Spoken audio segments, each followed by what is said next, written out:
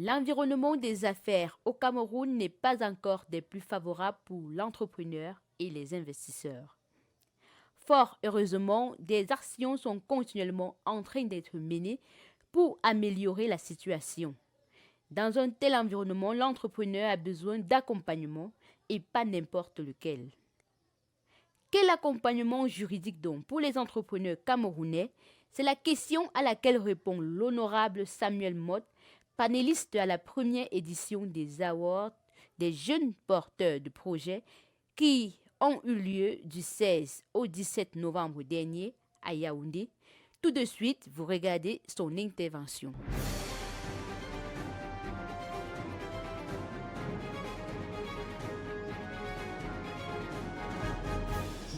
L'accompagnement peut être multiforme.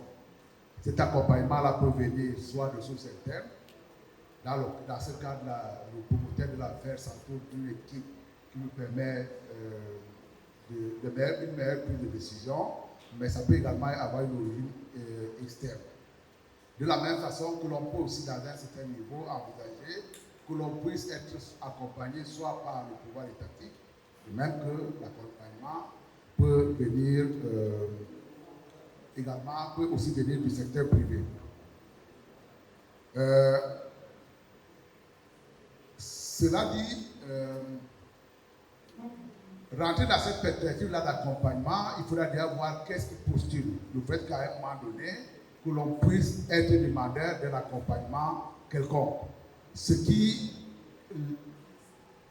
L'accompagnement s'impose comme étant une nécessité dans un certain nombre d'environnements. Dans un certain nombre d'environnements où on revient à l'évidence que nous ne sommes plus à l'ère d'Adam et Ève, où un seul individu, Adam en l'occurrence, était déposité de toutes les sciences du monde. Lorsque vous rentrez dans la gestion de l'entreprise, vous vous rendez bien compte que vous êtes dans un monde qui est multipolaire, avec un certain nombre de disciplines qui sont brassées au quotidien, et donc, aussi intelligent qu'il puisse envisager d'être, le promoteur d'une affaire ne peut pas à la fois être le comptable, l'ingénieur, le commercial, mais également celui qui anime cette idée-là de ce qu'on peut trouver, aller dans des perspectives nouvelles, réfléchir notamment sur la notion de recherche et développement. Mais je dois également préciser que pour être demandeur d'un appui, que ce soit interne ou externe, c'est également une démarche. C'est aussi une posture. Parce que pour avoir travaillé avec un certain nombre d'entrepreneurs au Cameroun notamment et principalement en Afrique centrale, la notion même de se faire accompagner n'est pas ancrée dans la démarche entrepreneuriale.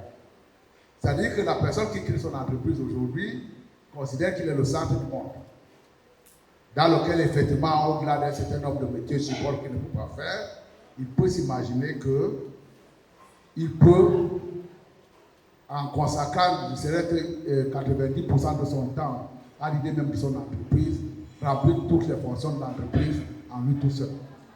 Et donc, de manière générale, je le fais remarquer pour pouvoir le regretter, qu'en Afrique centrale, très souvent, vous avez entendu quelqu'un demander un conseil à côté. Malheureusement, c'est une notion qui reste à définir, ou non seulement à définir, mais également à être intégrée dans notre démarche. Parce qu'il faut se rendre à l'évidence que, aussi intelligent qu'on puisse être, et les Camerounais, effectivement, puisque nous parlons de notre environnement à nous, sont d'une intelligence, on peut certainement avoir la connaissance nécessaire pour pouvoir intégrer un certain nombre de processus, mais on ne peut pas faire tout ça à la fois. On ne peut pas faire tout ça à la fois parce que déjà, il y a un obstacle naturel qui se dresse à nous, c'est le temps. Est-ce que vous pouvez avoir à négocier à la fois des contrats commerciaux et également des processus de production à l'intérieur de votre entreprise?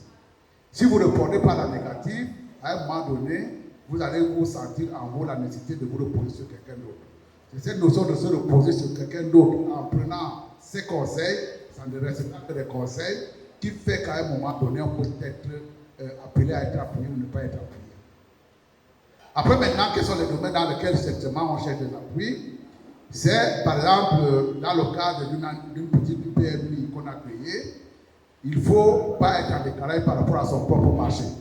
Quand je dis qu'il ne faut pas être en décalage par rapport à son propre marché, ça peut être le marché, notamment là où on vend les biens et services, parce qu'on a créé une entreprise, mais également c'est le marché dans lequel on s'approvisionne. Ça peut être le marché de l'emploi, c'est un marché pour lequel on a besoin effectivement de savoir quels sont les critères les plus récents en matière de recrutement et dans quel domaine on doit orienter son recrutement. Mais ça peut également être une veille technologique à ne pas s'enfermer dans son bureau et en disant, comme j'ai vu mon grand-père produire la pâte, la farine par exemple, avec telle ou telle machine, je vais également aller dans un marché extérieur pour pouvoir dire c'est cette machine-là qu'il me faut. Là, on peut avoir besoin de quelqu'un qui est plus en éveil par rapport à l'évolution technologique dans le secteur et puis pouvoir vous recommander en disant c'est plutôt tel outil qui est nécessaire par rapport à l'objectif que vous voulez atteindre. Mais vous verrez là également que le monde allant à une vitesse assez importante, là également pour pouvoir dire que je peux être à la fois entrepreneur et avoir un œil à viser sur toutes les transformations qui se passent dans mon secteur d'activité, ça peut être également un travail qui peut vous prendre beaucoup de temps. Et donc là également, vous pouvez, en matière de veille technologique, vous reposer sur quelqu'un d'autre. Mais de l'autre côté aussi, il y a des domaines dans lesquels il faut créer, être créatif. Et je peux vous assurer que la plupart des fortunes au monde se sont faites, non pas sur des marchés que l'on se discute à la base, mais c'est sur les marchés que on est le premier à se présenter. Et dans le cadre de cette recherche de développement, il faut toujours être en éveil pour pouvoir savoir si on est le premier à trouver un domaine d'activité, une ligne nouvelle dans laquelle on peut effectivement prospérer de telle manière à faire en sorte qu'on soit là au moins stable pour un moment, parce qu'en réalité, un peu plus tard, 10 ans ou 15 ans plus tard, on peut être également rejoint par un certain nombre de concurrents. Mais la notion également d'accompagnement peut tout simplement être basée sur une notion simple, par exemple, qui est sur le conseil en gestion, qui, de ma part, est dans le genre de conseil, je veux dire, basique, de bas niveau, mais là également, qui a une certaine importance. Parce que, je vous ai présenté tout à l'heure à moi comme étant expert comptable, je peux vous assurer qu'il y a un certain nombre d'outils de gestion très souvent qui sont négligés, mais qui peuvent être d'un apport, d'une efficacité, d'un apport déterminant pour savoir si on rentre dans une zone de prospérité ou une zone de perte. Et donc, dans ce cas-là également, on ne peut pas aussi être à la fois industriel parce qu'on est polytechnicien, mais penser que l'on peut assurer de manière convenable un rôle qui peut être dévolu à quelqu'un qui n'a cette fonction-là de manière permanente à remplir tout au long de sa vie. Bon, maintenant la question que vous allez poser, qui apporte quoi à qui? Qui apporte quoi à qui? En réalité, dans cette histoire-là, il y a un demandeur nécessairement. C'est l'entrepreneur. Je voudrais dire aux jeunes qui nous suivent en ce moment, il n'y a rien de pénalisant, bien au contraire, de penser que l'on peut se reposer sur quelqu'un d'autre pour aller plus vite, pour aller plus sûrement et pour aller avec une certaine efficacité. Et si vous n'avez pas ces deux éléments-là que j'ai cités rapidement, avec une certaine assurance et avec beaucoup d'efficacité, dans le conduite de vos affaires, je peux vous assurer que vous allez être tôt ou tard doublé par des gens avec qui vous avez commencé aujourd'hui, parce qu'eux, au moins, ils auront balisé les chemins. Et donc, en réalité, la personne qui est demandeur, c'est notamment l'entrepreneur. Et toute la question est de savoir si le conseil qu'il prend, également parce que ce n'est pas un luxe, on prend un conseil parce qu'effectivement, on veut, par exemple, assurer une transformation. Parce qu'on peut avoir une sécurité quelque part. Toute la difficulté est ici de trouver la bonne personne à qui s'adresser pour pouvoir savoir si on a le conseil nécessaire sur un certain nombre de questionnements que l'on se pose. Là également, malheureusement, je dois reconnaître que dans notre environnement à nous, tout le monde s'autoproclame comme conseil. Et donc, ça de lui-même, le métier, il y a des choses que l'on faisait de manière assez banale dans notre environnement, c'est aussi une autre forme de conseil, des séminaires de formation. J'en ai fait au premier jour de ma carrière d'entrepreneur. J'ai renoncé à le faire. Pour quelle raison? Vous allez voir, par exemple, un entrepreneur pour pouvoir lui dire je peux vous apporter sur tel ou tel point. Il va vous dire qu'il y a quelqu'un qui est passé par là, à qui il a donné un accompagnement comme celui-là, mais qu'en définitive, soit qu'il est dessus, soit qu'il n'attend pour le refaire. Et donc, ça demande aussi que l'on soit en éveil, de telle manière qu'à l'intérieur des domaines bien spécifiques, que l'on puisse avoir une certaine régulation pour pouvoir savoir ce qu'on apporte. En réalité, ce qu'on apporte, c'est le savoir-faire. C'est le savoir-faire, par exemple, d'un ingénieur qui sait, par exemple, que pour produire dans tel ou tel domaine, il a besoin de quels outils. Et voilà également les process tels qu'elles doivent être définis. C'est mon cas également qui sait que pour pouvoir assurer la pérennité et la rentabilité, la pérennité par la rentabilité, bien entendu, d'une entreprise, il y a un certain nombre de process qu'il faut mettre en place. Ces process-là portent de manière générale sur il y a des problèmes de sécurité. La plupart des boulangeries, c'est un cas patent, ont fermé boutique parce que pour pouvoir suivre le process de fabrication et s'assurer qu'il n'y a pas soit des déperditions pendant ce processus-là, ou alors qu'il y a une partie du personnel notamment qui s'enrichit en déployant ce process, c'est quand même quelque chose aussi que l'on peut apporter à un entrepreneur. C'est également, dans un certain sens, également aussi de savoir même détecter même la notion de profitabilité. Voilà par exemple un savoir-faire que l'on peut apporter, à condition maintenant de poser de bons questionnements. Entre une personne qui est à côté de son conseil de gestion et celui qui pense que de manière globale, à partir du moment où il a gagné 100 francs c'est pour lui, vous pouvez voir qu'il peut avoir une démarcation.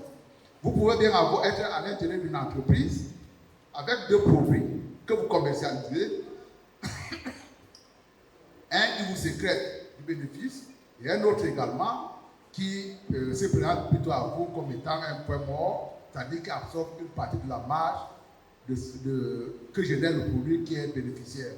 Et pour cette raison-là, vous serez amené à vous reposer sur quelqu'un qui peut vous faire une étude bien précise et bien rigoureux là-dessus pour pouvoir dire tout compte fait.